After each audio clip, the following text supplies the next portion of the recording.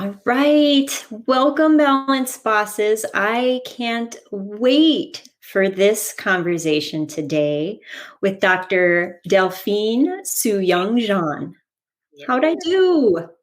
Good. That was Ex- perfect. Thank you. Thank you, Arfan. Excellent. Thank you for taking your time for being here today and bringing your wealth of knowledge to our Balance Bosses. I really appreciate your energy, your wisdom, and how you can help guide us through this process so that we can be healthy practitioners. Absolutely. Yeah, thank you so much for Awesome. having me today. You're Super, welcome. super Yeah. excited to share everything I learned along the way, along my journey of self-healing, self-discovery, and also learning about energy and how it affects us as dentists too. So on a practical note. Yeah. Mm-hmm. Excellent. So I just am going to briefly go into a little bit about your background, and then I'm going to let you tell us your story. But you were born in France and lived in Korea, South Korea, Mm. right? And then came to the United States and now are in Canada. Yes. So quite the journey. You're trilingual. Uh-huh. That's amazing. So I'm assuming, would it be French, English, and Korean? What are you? Mm, French, English, and Korean. Yeah. Nice. Mm. That's great. I have the intention Uh, to learn Empathic too, which is the native language of the Inuit people.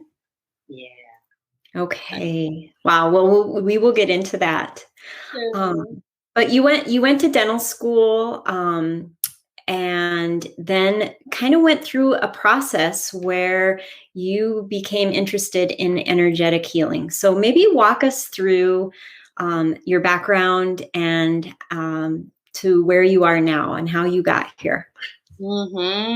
yeah. So to share about this journey, this totally expansive journey and crazy journey that I have been on since dental school. So, how I even got into dentistry is previously I was interested in becoming a perfume maker. Hmm. So, my path that I was envisioning for myself was okay, going to pharmacy school because pharmacy is very related to perfume making, right? Hmm. Cosmetics and things like that. And so I was in pre pharmacy and then while shadowing um, pharmacists, I realized, what, this is not really the path that I want. I was looking for more of an interpersonal connection with people because I've always loved people, being around people, and connecting with other people. Hmm. So from that curiosity, then it led me to dentistry. So I was shadowing some dentists, and then I realized, oh, I really like this aspect of interpersonal connection and the fact that you can, there's always room for growth in dentistry. There's Hmm. more skills to learn, more things to learn, so you can advance in your career in that way. So that's how I really got into dentistry. And I feel like at the time I wasn't sure why I was going into it, but deep down it was more of that healing aspect. So a lot of us going into dentistry or medicine, we have that deep desire to help others. So Hmm. that desire kind of led me into that path. And going through the motion of schools and everything in dental school, I had never really questioned, like, do I really want this? And it's truly after I graduated and got a job as expected. And another spin on that was I was going through an immigration process in Canada. Hmm. So coming to a new country by myself and starting all over, this immigration process and being in a rather small town in northern Canada in Alberta where I didn't have very many connections. My family wasn't there. I had gone through a breakup, and it's a cold, cold, dark place where 9 months out of the year it's wintertime. So being in that space was when I hit rock bottom. Hmm. Um, Severe depression, feeling completely isolated and misunderstood, and my life was very, very miserable. Hmm. It was so painful that, when I wake up in the morning, it was existential crisis. Like, why am I here? I really don't enjoy this reality that I'm in. Mm. And the the really key factor was that I was going through an immigration process and I had a sponsorship, immigration work visa sponsorship. So it was a commitment that I couldn't get out. Otherwise, I have to start this immigration process all over again. Okay. So 3 years, 3 to 5 years commitment. You know what? I have to do this because my biggest fear at the time was going back to my home country, which was South Korea, Mm. which was a place of a lot of painful memories and life challenges, even as a child. Mhm. So all of this was kind of haunting me. And in many ways, it was my motivation to further and to go far away from my home country, but also in my career advances. It was like, I got to do this. I need to make this happen because I don't want to go back to Korea. I need to go through this immigration process so I can start a new life on my own. Mm. So during that time, it's a reality that I couldn't escape. Every day I'm driving to work and asking myself, why am I doing this? Mm. This dentistry that I thought I wanted to do, I'm not getting any fulfillment. Uh, Mm. this time and space that I'm in, it was just very miserable. So, but I had no way out. So Mhm. that's when it really hit me, hitting that rock bottom and asking myself, okay, I can't change this reality. So I have to change my perspective. Mm. And that's when I started to meditate, to cope with what was going on outside of and in my world, but outside of me. I needed to change myself, how I respond to things, how I view life. And starting from meditation is where this whole journey started. Wow. Yeah. And that journey of, um, being in a place of existential crisis and asking myself, I don't want to be here. And it's that miserable, but there must be a reason why that I'm here. So that Mhm. was the path of seeking, asking questions. What is it? Why am I here? These fundamental questions of existence, very philosophical that we don't necessarily talk about. And I was very isolated in a place where I spent a lot of time on my own in silence. So spent many days, looking in the mirror, looking at myself and asking, who am I? And why am I Mm. here? So this curiosity and really wanting to find answers. I can't say that I have answers now, but this is a constant journey. But that's really how it opened up the gateway to something greater, greater than ourselves, greater than what we believed in our dental school program, for example, in the scientific realm. Mhm. Yeah. Wow.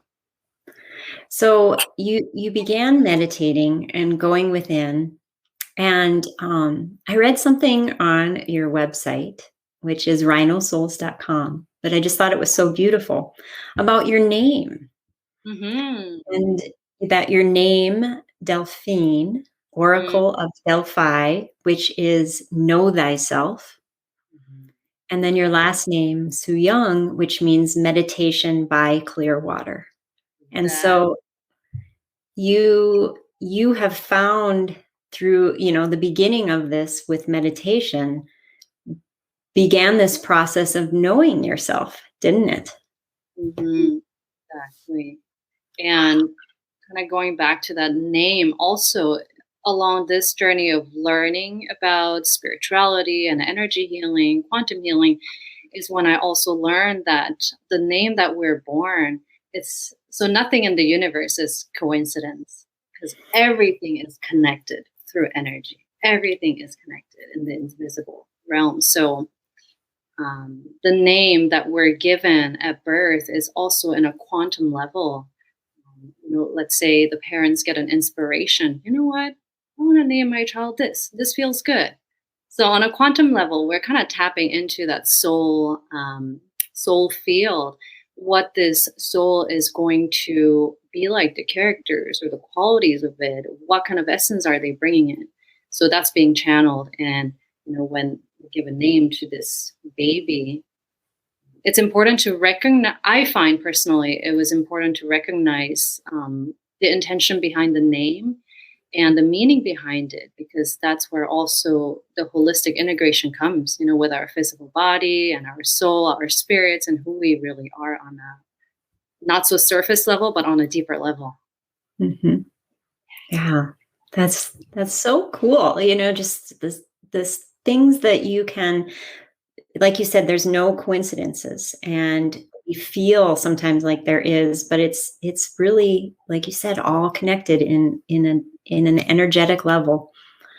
And so that, that moment of meditation led you kind of down another road, to become a yoga, a Mhm. certified yoga master, certified Reiki master, a sound healer, and then a creator of Rhino Souls, which is a spot for high quality spiritual tools, right? Particularly So tell crystal. us a little bit about that journey, because that's so completely, like, if you look at the sides of things, you went down this scientific wisdom journey of dental school, which is Uh-huh. very concrete, and then you went completely to the other kind of Mhm. aspect of energetic healing. So tell us about that. That's just so cool. So, starting from, this is what I hear often, that science, dentistry, and energy healing is such opposite, but I'll get into it in a little bit. That actually all one and the same, also very scientific. So, from meditation, from the moment I meditated, it still took several years to get into energy healing aspect of it. And Mhm. yoga, how I got into it is, throughout dental school, I've always practiced yoga, thanks to my sister, older sister, who's a yoga teacher. Um, so she introduced me into it, and yoga was very, very helpful. When I was at my rock bottom, depression, every time these dark thoughts, shadow self comes up, I was like, okay, movement. And I would just go straight into yoga. And after, I would come out feeling much better. Mm. So I would say this whole journey of becoming sound healer, shamanic healing practitioner, energy, and all of this also all come from my personal experiences and my own healing journey and curiosity. I was just so curious about other modalities, like what's out there, because I'm seeing that um, in my chair with my patients, the way I was practicing dentistry from what I learned in school was in fact very limiting. And if you look at patients that are heavy bruxers, so we're easy to say, okay, you need a night guard. But the pattern I started to notice was then, well, they're going through a lot in their life at this moment, or they were going through a lot, which is why this anger, frustration, and stress translates into heavy grinding and damages to the teeth. So seeing that kind of a holistic view, taking a step back and seeing, okay, there's so much more to consider Mm. rather than just the teeth. So this curiosity kind of led me into it. So from the moment of meditation, that's when I started to develop ways to cope with stress better. And as opposed to feeling miserable and constantly judging my life and judging myself, then I was able to kind of have a bit of peace of mind. And the real journey didn't start until I actually met Mm. a healer of all kinds that truly changed my life around. And I wasn't even seeking healing because I had no idea how, I don't like to say broken, but like how messed up I was, really, on a deep, deep level, completely masking everything that I was going through, and I was in autopilot mode. And when I look Mm. back at this time of my life, I realized I was an empty shell just walking around with like no life at all, right? Just Mhm. complete sadness. And nobody could really tell me what was going on with me. And I was completely unaware until I met this gentleman. He looked at me for like 5 minutes and he was like, straight up, what's wrong with you? And then he was pointing out all these things that I might be experiencing in my life. And I thought, oh my gosh, how does this person know? We haven't even spoken for very long, and nobody could really catch that aspect of me to that extent, because when I go to work, still putting on a smiley, happy face. Mhm. So my staff had no idea. My coworkers, my friends had no idea at the time. So meeting this healer truly changed my life. And after I had spoken with him, I went home and I started looking up all the things that he was doing. Like, what is this thing he's doing? And that's when I found, oh, there is such thing as Reiki. There is such thing as shamanism and sound healing. Okay, so this exists. Mhm. And along this journey, so in essence, what it did for me was it was like a big mirror in front of me and showing me where in my life do I need healing, and where in my life leading up to this point, from very, very early childhood up to 6 years old to now, what happened in my life that made me who I am now and how I am. Mhm. So it was really mind blowing, and that was really a journey of diving deeper into my subconscious and unconscious blockages, energetic blockages, mental, emotional, and all the traumas that I have been carrying. Mhm. Yeah. So from that place and seeing my own transformational journey with these modalities that have not been discussed in the scientific realm, and even put a really negative label and perspective on it, Mhm. so that I thought to myself, like, what is these modalities that are truly transformational and powerful, but we're not allowed to talk about in the scientific realm? Mhm. So that's when I started my own training, Reiki training, sound healing, and all of this because I wanted to know more.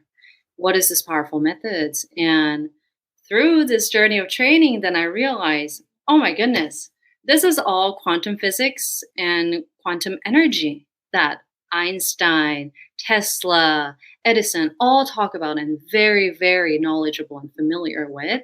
Mhm. Um, so this is purely science. It's just that it's not the science that we learned in textbooks, or Mhm. not just yet. It hasn't been incorporated in our curriculum yet. Mhm. But this is something that existed for thousands and thousands of years that our ancestors have always used, right? Using crystals and stones and plant medicines for healing, that's been a part of ancient civilizations and even very recent civilizations. It's Mhm. just that as the modern way of life and modern science was being um, influencing our lives heavily, then we kind of forgot about it. Mhm. And because we were learning this type of curriculum, um, the medical and dental school curriculum, heavily science, but modern science based, but also that modern science is not true science of all, but it's a very small fraction aspect of what science can do. Mhm. So yeah, that's where it kind of, does that explain your question? Yeah. Yes. Yes. So, how do you feel that this could incorporate itself into how we work with our patients, how we work with ourselves? I know one of the things that you talk about is empathic distress. And Mhm. so maybe talk about a little of, as healers, Mhm. what we go through when we work with patients and how incorporating some of this could benefit ourselves and our patients. For sure. So, empathic distress is something that I had learned later on after learning about energy healing. Okay. And then seeing how I feel after learning about energy and mastering my own energy is when I realized, oh, okay, there's a huge difference between how I was before when I didn't know anything about energy versus now, how I understand energy, how it works. So empathic distress is a term for when we are, so difference between compassion and empathy is when we are truly feeling the emotions of what the other person is feeling energetically.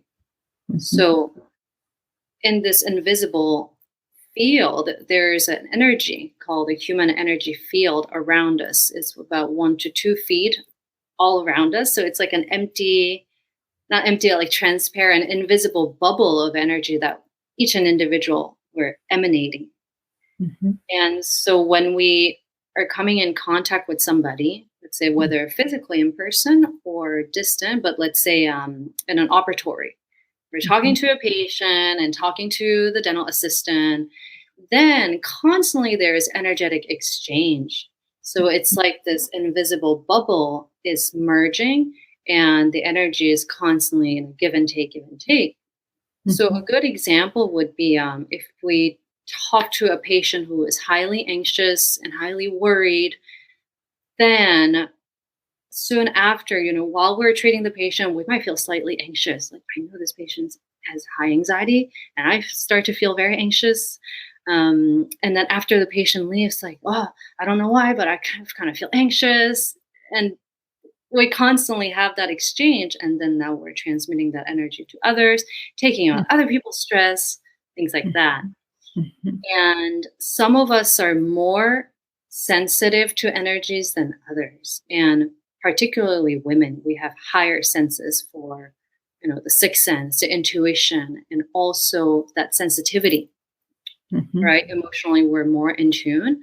So hypersensitive people or empath are the ones that have higher sensitivity to other people's energies. So let's say somebody walks in without that person telling me, I'm sad today. We feel it. You just feel it, right? Yeah. So that's how empathic distress really works, taking on other people's energies and mistaking it as my own. Because empath and highly sensitive people, it's almost like a transparent vessel or a sponge. And that is our gift. So some other people might have maybe gifted in cooking or gifted in music and gifted in certain different things, right? Or visionaries. So highly sensitive people, very gifted in a way that we can feel other people's emotions without them telling us.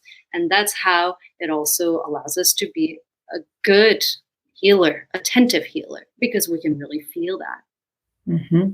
But until we realize this is not my energy, this is somebody else's emotions and their emotional baggage and mental baggage, then we keep absorbing like a sponge everybody else's energy, their problems, and then you come home and you're completely depleted and not really knowing who we are after all. I don't know why. I just feel sad and I just feel very stressed and my life is fine. Like everything seems to be okay, but I don't know why.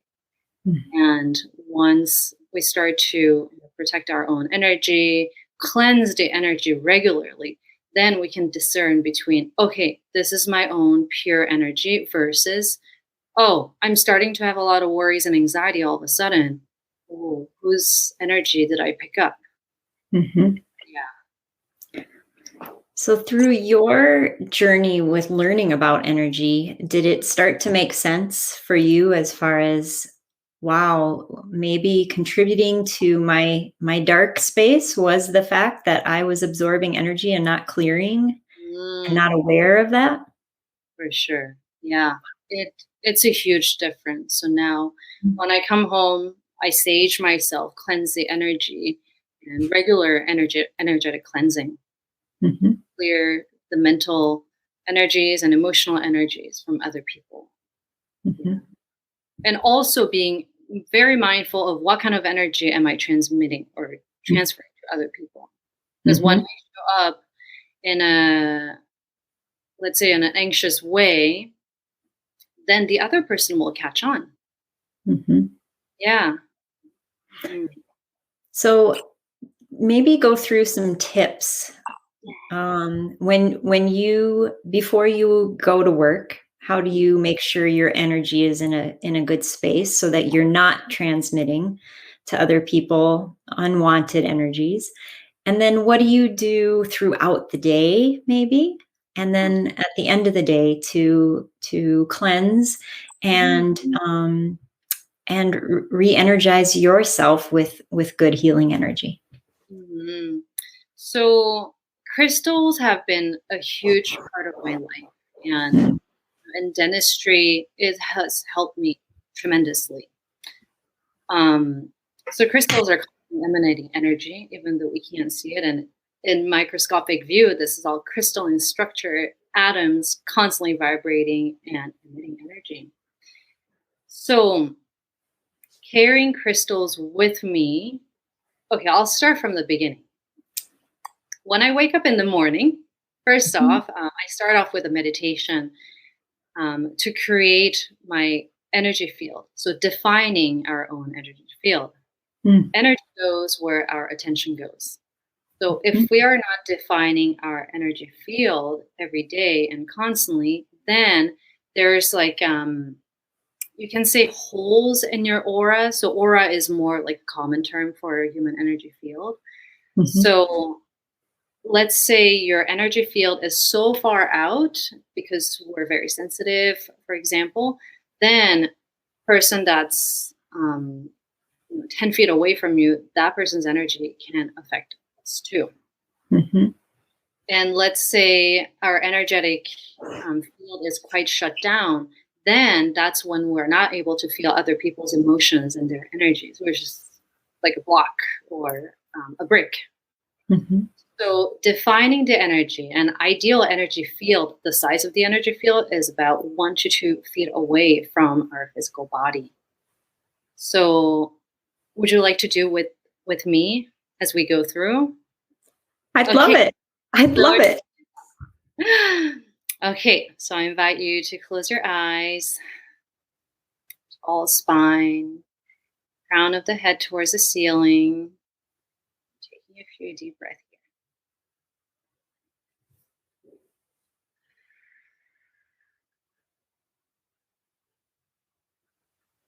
Just coming back into your center, into your heart,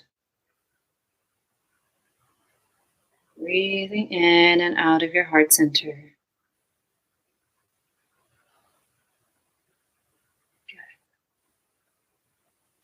So now this is the part where defining the energy field. So now we're going to feel and visualize. And if you're having any difficulties feeling or visualizing, that is okay. It'll come with practice. Just keep putting that intention. Imagine, visualize what it would be like to have an eggshell around you. So you're surrounding yourself in this field of an eggshell, as if you're inside of an eggshell, about 1 to 2 feet away from you, in every direction, front, back, right, left, top, and bottom. Visualizing and feeling this eggshell.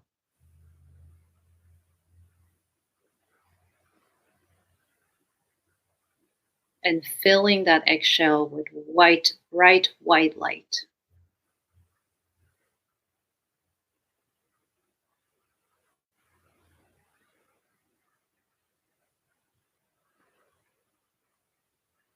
And as you're visualizing and feeling this eggshell filled with white light, really dropping into your heart and breathing in and out of your heart.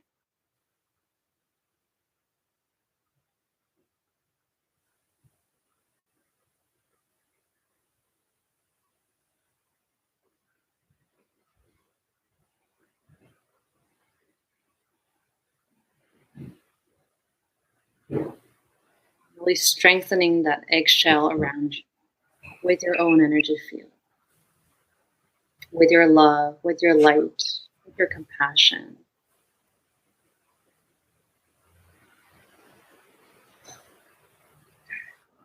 In that place, we're also going to create a grounding cord.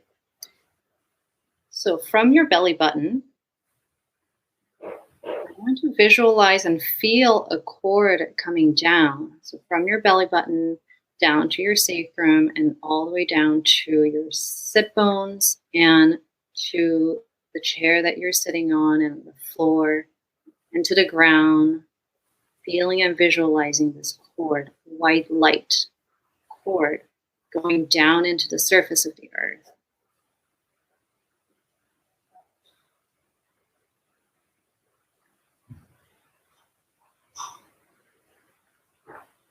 All the way down to the center of the earth.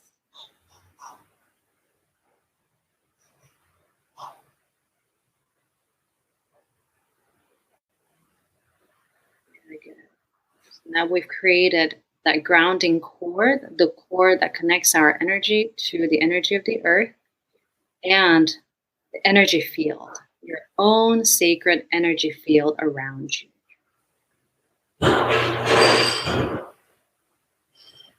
Whenever you're ready, open your eyes.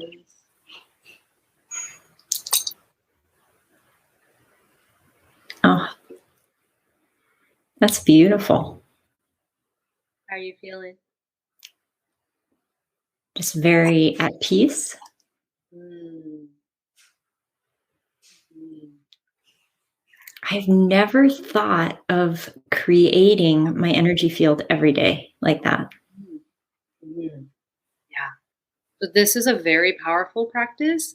Mm-hmm. Do it every day, every morning. And so that's what I do in the morning before I go into the office, as an example, or going out to go through the day. Mm-hmm. And so throughout the day, we're going to notice catching other people's emotions or, that empathic distress moment. Mm-hmm. So as an example, I'm talking to a patient and also he or she is sharing me about the past experiences that they had at the dental office and how traumatic it was. And usually, very heavy stories is what's going to trigger that empathic distress. So as you're listening and feeling into that, and then I start to feel my heart getting heavier and, oh no, darn it, wow, you had a really difficult experience. I feel for you. And when I catch myself feeling that I'm getting into their field, then quickly I go to the bathroom, for example, or I step out and do this meditation really quickly, 10 seconds. Cord, eggshell, okay, I'm good now, and go back in. I would also do it as I'm talking to the patients too sometimes. So with practice, then it'll come very natural and easy. Even when you're talking to somebody, it's like, oh, catching myself going into empathic distress mode. Okay, let's put the grounding cord, breathe as we're talking and looking at the person still, and in my mind, visualizing this eggshell. And then it makes it so much easier to go through the day. And also some crystals that I always recommend for dentists is black tourmaline, amethyst, and selenite. These are the trios that are very basic and essential. And in essence, black tourmaline is very powerful for protection.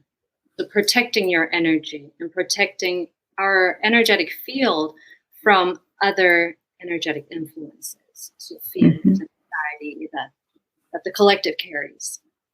Selenite is very cleansing and purifying. So just going around your head, your body, or just holding in your hand, it really cleanses all the chakra systems, which is the energetic system in our body. So really good for, at the end of the day, just cleansing yourself. So it's the same principle as, washing our hands, or we come home and covered in saliva, aerosols, and we give ourselves a shower. This is an energetic shower. Yep. And amethyst is so calming and soothing, Mm, transmutes negative energy into positive energy. mm, So, in dental offices, it comes in very, very handy. It's great for relieving anxiety for patients and also for ourselves, just to remind ourselves um, to cultivate that serenity and calm and to be at peace and transmuting anything that's not really wanted, that's not really serving us. And it's very, mhm, very, mm. yeah. So you carry these with you, or you have them in your operatory, or how do you utilize them? Do you let your patients hold them? Just walk us through just some of the ways you utilize them.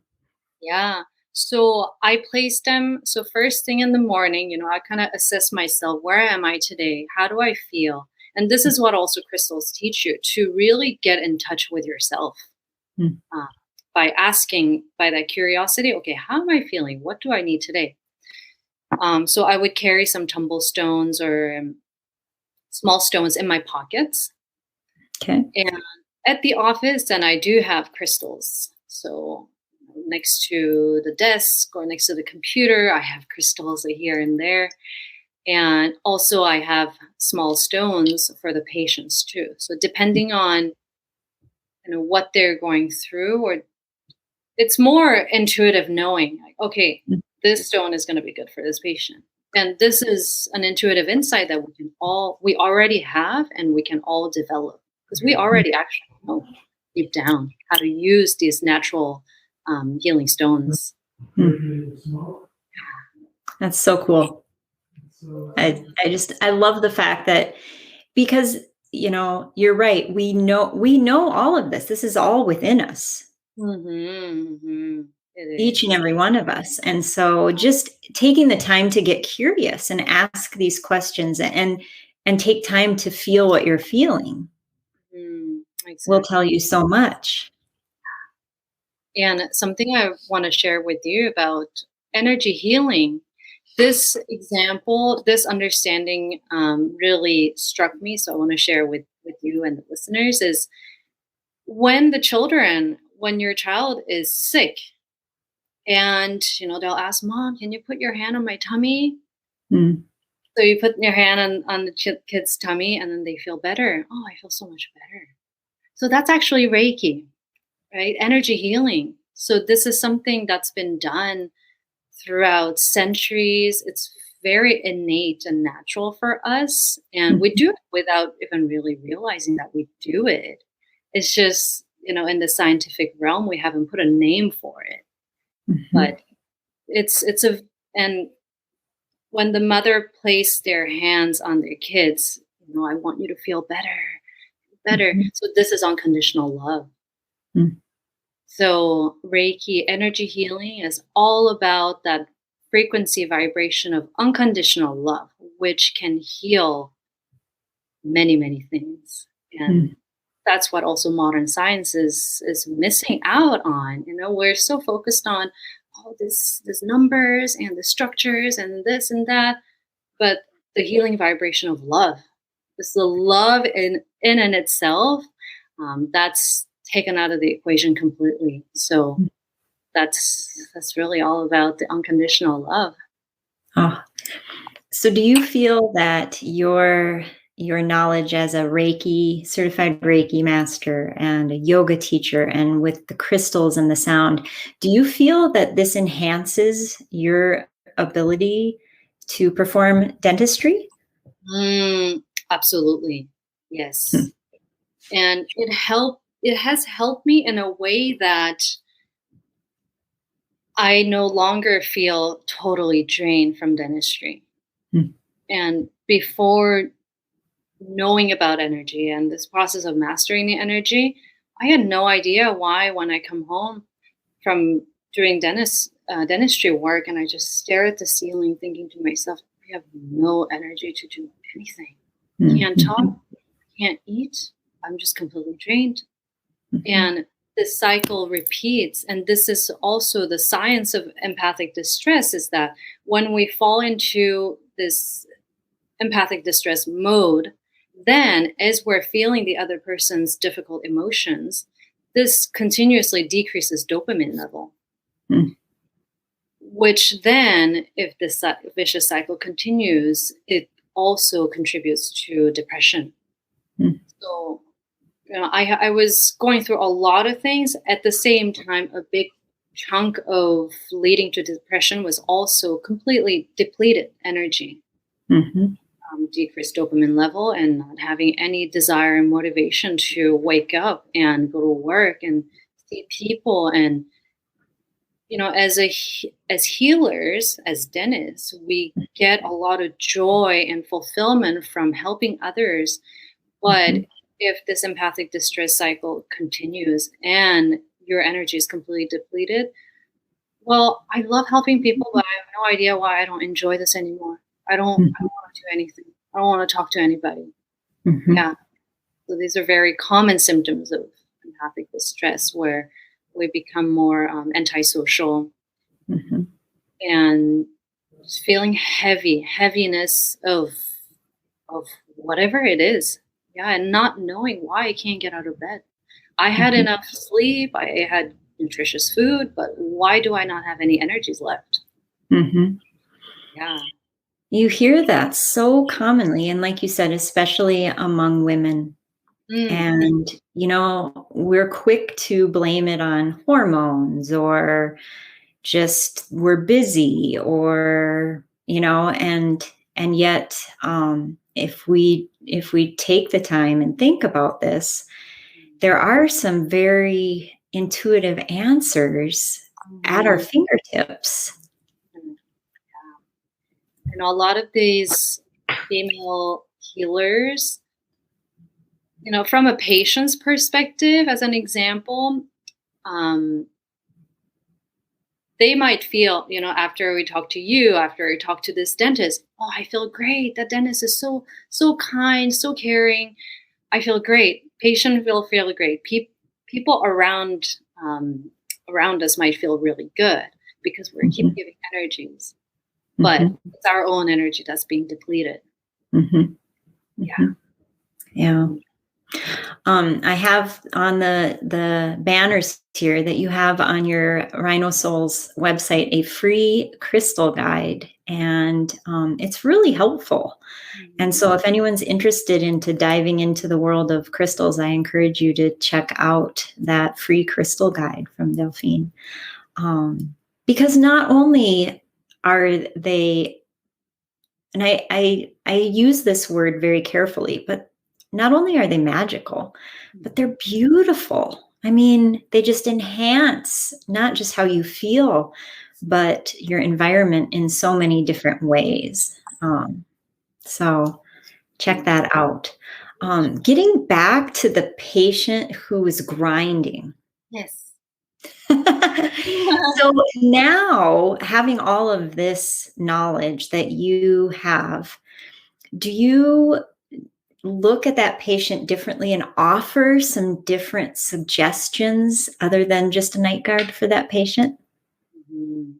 Yeah. So what I'm doing now is, when I recognize that, then kind of have a conversation of, what's going on in your life, or are you going through a lot of stress, things like that. So then they'll say, yeah, it's true, because a lot of people are not aware of the stressors in our life. What are the stressors, and how is it affecting my life? Mhm, So kind of having that conversation of, outside of this, like, what's going on in your life, and then kind of giving a hint to, it's a lot of stress that you're going through, and this is also contributing to what's going on in your mouth.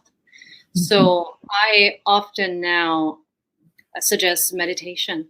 At mhm, least suggesting. They may not do it right at that moment, but knowing, mhm, bringing awareness to stress management. So whether mhm, it's relaxation, yoga, or meditation, whatever it may be for you to relax, that you really need to take this time for yourself. mhm, And the more um, you incorporate this conscious breathing as well, because I notice patients, are clenching throughout the day. Stress person, clenching throughout the day. At nighttime, even more clenching. So the Mhm. more we become aware of what's going on in ourselves, and in my jaw throughout the day. Okay, am I holding tension or am I not? So I have the patients place their hands and really feel these muscles of the difference between clenching and not clenching and being relaxed. So bringing the awareness to something that it's a little bit outside of just the mouth. Mhm. Mhm. Mhm.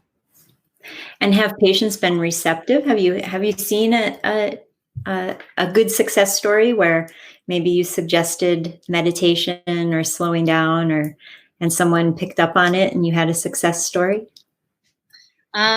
To be honest, I couldn't say a success story because I've changed the offices quite frequently, so it's hard to say that I've seen that success. But their response is more like, "Oh, Mm, right, it's true that that's going through in my life." mm, So I I have faith and confidence that maybe they've brought another perspective in their lives. mhm, And I feel that, once you get that, you hear from somebody, oh, do meditation, mhm, then maybe in the future they'll keep hearing it. And at a certain point, then it'll really encourage them to make certain changes in life. mhm, mhm. Mhm. Yeah, so just bringing that awareness is probably that probably makes you happy that they've become aware, and Mhm. that's the beginning. That's the beginning of that step. Yeah. All right, a few more questions, but tell me about, and I don't know if I'm saying this word right, but you talk about shamanism. Yes. Tell me Mm. about this. Oh my goodness. I love this topic so much. I'm so glad you brought it up. So shamanism is a healing modality and methods and life philosophy that is deeply rooted in Native American traditions. And that Native American doesn't necessarily mean in North America, but all over, natives all over. So if we look at ancient histories, there's always been the village healer. And this is before science really came about, science and pills, Mhm, pharmaceutics. mhm, So the village shaman, what they would do, if a person is sick, whether physically, mentally, emotionally, or spiritually, kind of assessing the person, what's going on in their life, and whether using plant medicine, using crystals, using sounds, connecting with different realms. And so shamanism, we also talk about how the reality that we live in, this is not the only reality and realm that we live, but thinking about the dream state and multidimensional life, multidimensional way of being, and multidimensional levels of consciousness. mhm, Not just this waking consciousness, but there are many different levels of realms and dimensions and consciousness. So being able to use the tools from nature and also in alternate realities to bring healing in this present time and space and in this moment. So it's really a lot about connecting with nature, connecting with plant medicine, connecting with nature elements like stones, stars, mhm, and the earth and the cosmos and all that is really. And what really connects all of these different realities and different elements is our heart center. mhm, So it's the wisdom of the heart. The heart carries so much wisdom of the soul, of the wisdom of the lives that we lived and the challenges of the struggles that we're going through. So this also kind of is an opposition of the modern science, where modern science really values the intellectual logical mhm. reasoning, Right? right? Whereas shamanism, we can think of it as maybe old science or Mhm, ancient science, but it's really based on the wisdom of the heart. So mm, when we connect with our heart is when we can bring about the healing and also the vibration of love, which is the most powerful healing energy that exists. mhm, So shamanism is is at the base of, base principles of all the modalities that I practice, Mm-hmm. and the life views and perspective that I carry, Mm-hmm. deeply rooted in the heart and connection with Mother Nature and with the galaxy, with everything all around us. Mm-hmm. Very encompassing way of looking at healing. Mm-hmm. I love the thought of it's not necessarily ancient wisdom. I mean, it's ancient in the sense that it's been there forever, but it's not ancient in the sense that we all hold it in our heart. So Mm-hmm. it's modern as well, right? Yeah, very applicable. Yeah. Mhm. Mhm. That leads me to your tell me a little bit of your story of how you started going to the Arctic and helping the Inuit people and your connection there. You have a project called the Arctic Smiles Project. So I'd love to hear more about this. Yeah. So how I even started my journey of going up north, for those listening, I was practicing dentistry in the city environment, and since dental school, I heard about these opportunities up north, but it's something that it was daunting. Like, it's so far up north in the Arctic Circle, in the north. Um, so it took me many years to feel like I was ready for it. And in my dream state too, I kept getting messages that you need to go to the north. You need to go to the north. But of course, the logical mind was like, nah, it's just a dream. I'm not going to listen to it. And it came to a point where, like, in a city practice, I was feeling not so fulfilled. And I always knew in the back of my mind, I know there's something bigger than this. Life is so much bigger than this. And from that, the pressure I was feeling in a city practice with billing and production oriented, and I hit a wall where I was like, no, I really need a change, and it's time to go up north. So I started that journey early this year. So it's me and an assistant, just the two of us, dental team, go up north in the Arctic Circle, visit different communities where the indigenous Inuit people still live there. And, this is no longer proper term, but it's the Eskimos. That's what they used to be called, and living in igloos. Those are the pictures from before, but now they live in houses. There has been a lot of transition in their lives, from traditional lives to modern life, in such a short period of time. So once I got to the north, as soon as I landed and seeing the people there, it just made sense. Like, okay, I know why I was called to be here several times for many years now, and why I'm here. And I could even almost say that dentistry, so in life there are many things where it may not make sense at that moment, but when you look back, you realize, oh, okay, that had to happen in order for this to happen. Yeah. So from my understanding, a big part of me becoming a dentist was, on a soul and spiritual level, was to reconnect with with Inuit culture, which brings so much wisdom and knowledge into this world right now. And that is really the ancient tradition and wisdoms is really what's needed now. Mm-hmm. So Arctic Smiles project started because once I got up north and seeing, whoa, there is quite a bit of government support, but at the same time, it's such an isolated place that there is nothing. You go to the grocery stores and there's very, very limited things, very, very high, very, very costly.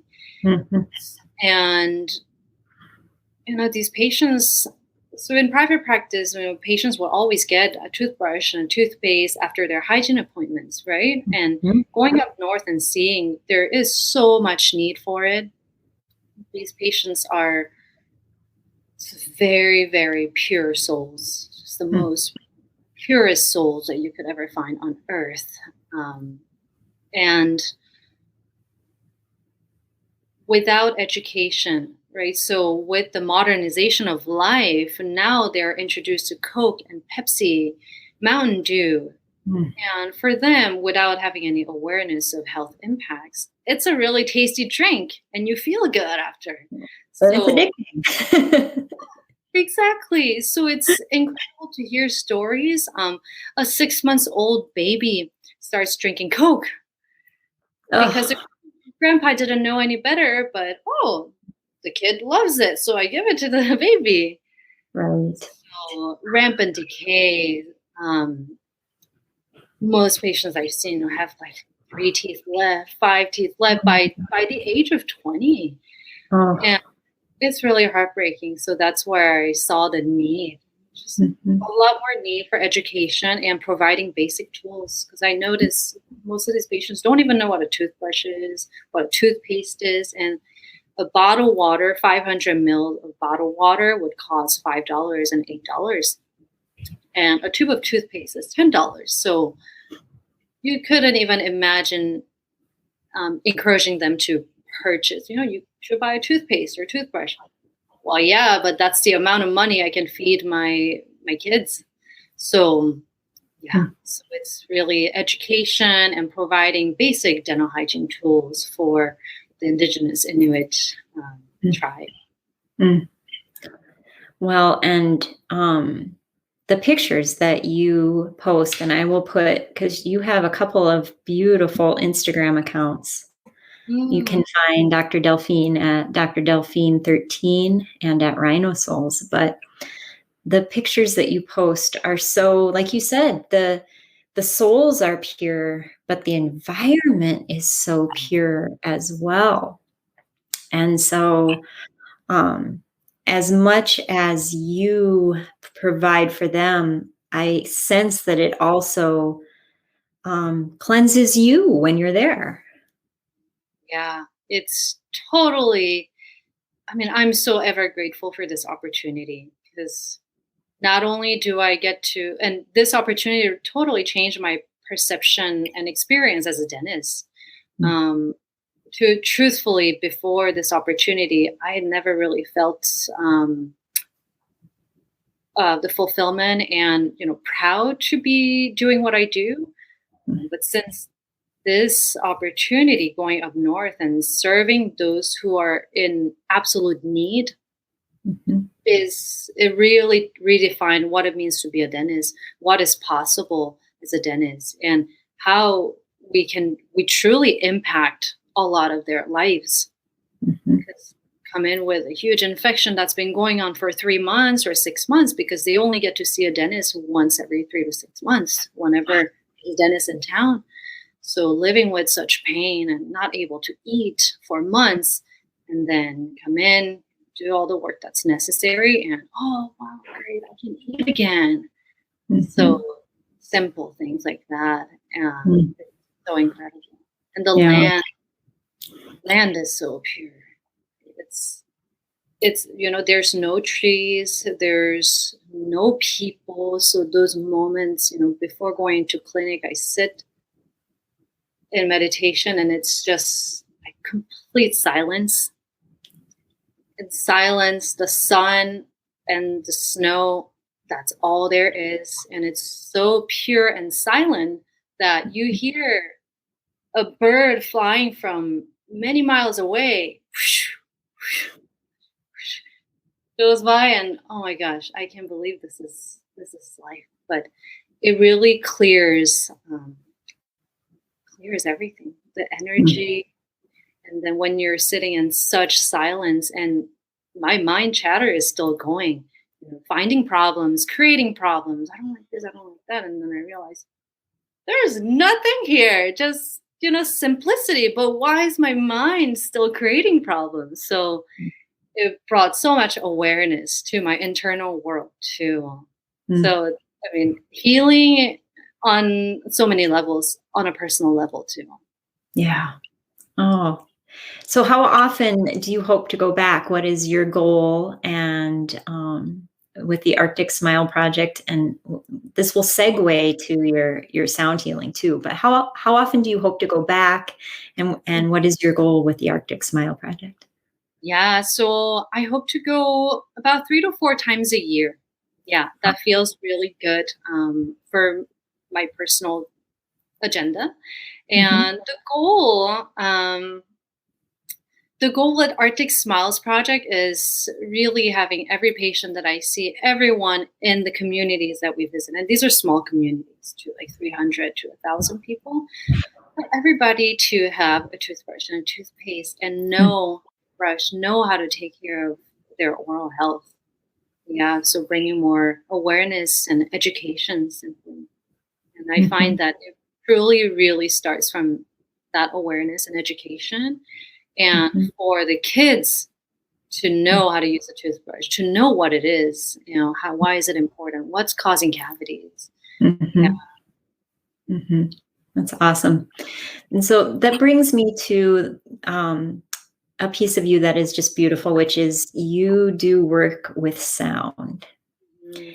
And just recently, you held an event that raised money for the Arctic Smile Project, but you did a sound healing experience. And so, tell me a little bit about the energy of sound and how this helps and how you utilize this. So the journey from Reiki, so meditation to Reiki and yoga to sound was kind of all linked and in alignment, and it all goes hand in hand. But essentially, when we, the way of working with sound, it's like almost like you're being called to it. At a certain point on your journey, you'll find that, I want to have a sound bowl. That sounds good. That makes me feel good. So that's really how I started too. Out of curiosity, oh, I like the sound of it. It makes me feel good. So I acquired a couple sound bowls and playing with it and meditating while playing and really just experimenting with it, getting to know my bowls, getting to know the vibration. And that's really how the journey expanded um, into this really from one bowl to all of this. Um, so to get a bit more detail and like scientific term, so sound vibration is is energy, right? Sound is energy, it's a vibration. So now, when we're looking at a microscopic level, on a physical level, all of our cells, all of our atoms carry energy, right? The plus, minus, proton, electron. So without sound, without the energetic alignment, then these atoms are not necessarily working in the most harmonic ways and not in the most like collaborative ways. So, what sound does as the vibration enters into your body, into your field, so into your energy field and into your physical body, then it's almost like I would explain it as like dusting, right? When you are cleaning and cleaning the dust, so that vibration kind of does that effect to the atoms, shaking off any energies that are not you, that are not serving you, and kind of telling the atoms and cells, hey, wake up, work together. And scientifically, it's proven that with harmonics, so sounds that, or music that sounds really good, music that feels really good, it not only feels good, but it's also allowing the atoms to organize in a way that they're working harmoniously. So Mm, I like to imagine cells holding hands and being happy rather than just being by itself and doing its own thing. mhm, That's more on a physical note. So it can help tremendously with energetic, mental, emotional blockages or pain in the body. mm, So it works wonderfully with pain because it really penetrates, the sound vibration penetrates into that area where there's blockages and causing pain. allowing the nerves, endocrine system to kind of reset and work in harmony. So That's such a interesting visual. And you think of harmony, as somewhat of a musical term, but as more of an order term too. And so, if you have pain, that's disharmony, and sound can help it become harmonious. And that's just such a simple visual to think about. I love it. Yeah. And so that's on a physical level. But now when we're talking about mental, emotional, and spiritual level is, we have this conscious levels of thinking, conscious mind, which suppresses what's going on in the conscious mind. Okay, so we're focusing on the conscious, so we don't know what's going on in the subconscious and unconscious mind, which is like the software for our consciousness to function. So sound works in a way that it's like a vehicle for the consciousness to travel in many different ways, many different realms, many different dimensions, but also parts of the subconscious or unconscious levels that we're constantly ignoring or not able to access. So sound vibration and listening to the sound, it allows the conscious mind to really quiet down. So oftentimes my experiences and also with my clients, they say, in the beginning, I could hear my own voice, my mind chatter constantly. And after about 5-10 minutes of listening to the sound, then that voice continuously, gets quieter and quieter. And then sometimes certain visions or experiences from childhood or even past lives might come to the surface and show you where the blockages were. So certain events that happened that led to a certain type of reaction, whether emotionally and mentally, that we have completely forgotten about because we're busy focusing on the present and the future and what I'm doing now, what I'm going to do next. And it allows us to go back into that space so that we can release it. Yeah. It's a magical tool. Oh, and it's beautiful. It's just beautiful. So I have a bowl. Yes. And I would love you to teach me how to use it. Sure. Okay, now you would hold it with your on your palm there. So not having the fingers touch the side of it so that it can really vibrate. Okay. And you simply start by striking it. Oh.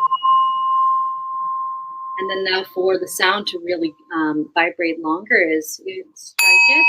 And then it's almost at it depends on the bowl. So you might find the right sweet spot, but almost at a 90-degree angle. Okay. Keeping it around.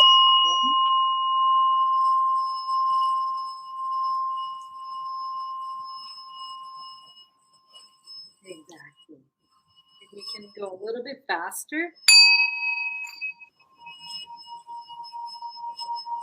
Oh my gosh, that's so cool.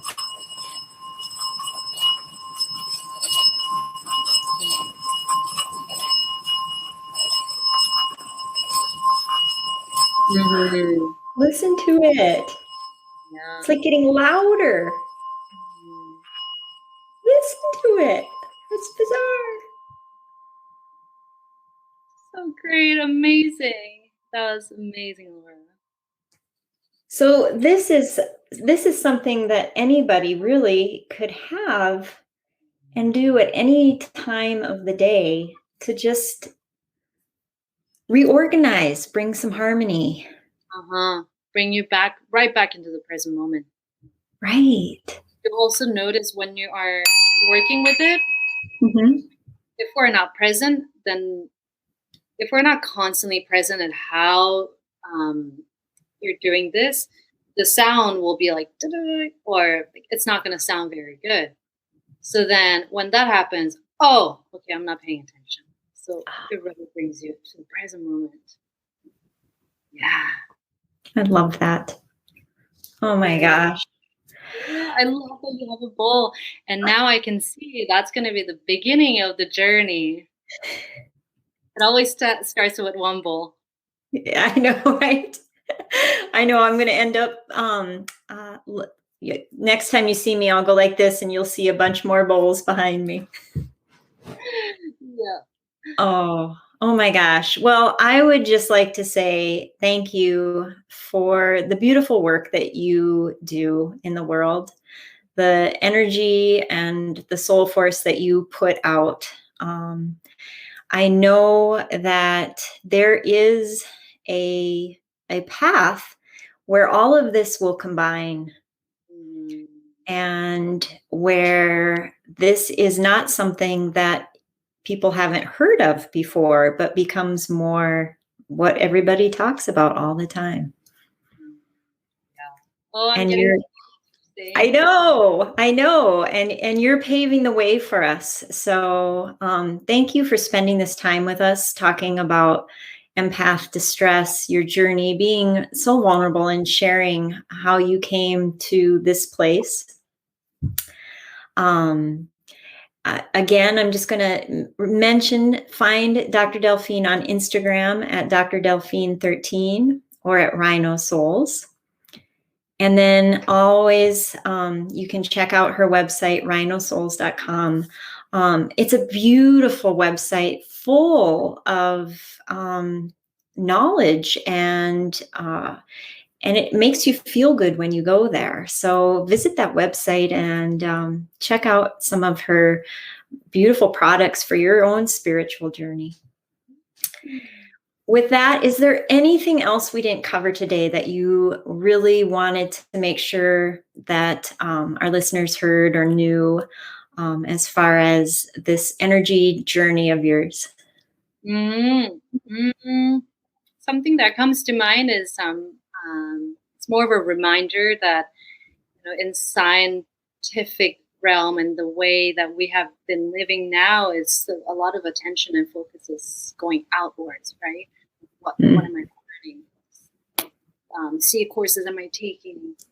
What am I doing? A lot of doing, but this whole journey, what Reiki, crystals, and shamanism, these natural healing modalities teach us essentially is going inward. The journey of self-discovery and the journey of self-realization, and like you said, know thyself. So that's really the essence of it. And as we go inward, during the process of self-discovery is when we discover the wisdom of our heart, how much we carry in our wisdom and knowledge, mm, passed down from generations to generations. All of our ancestors' wisdom is still within us. So carrying that forward is what truly uplifts the humanity and the life that we're living. mm, Create a um, beautiful space, beautiful place to be for all of us. mhm, mm. Thank you so much for Let's- having me, Laura. This was Thank so. you. Yes, thank you so much. And I will make sure to put all of these links in the show notes. So if you're watching this and wanting to just click the link, they will be in the show notes. And we've got one more comment from Lori. This has been so wonderful. Thank you, Lori, so much for hanging out with us.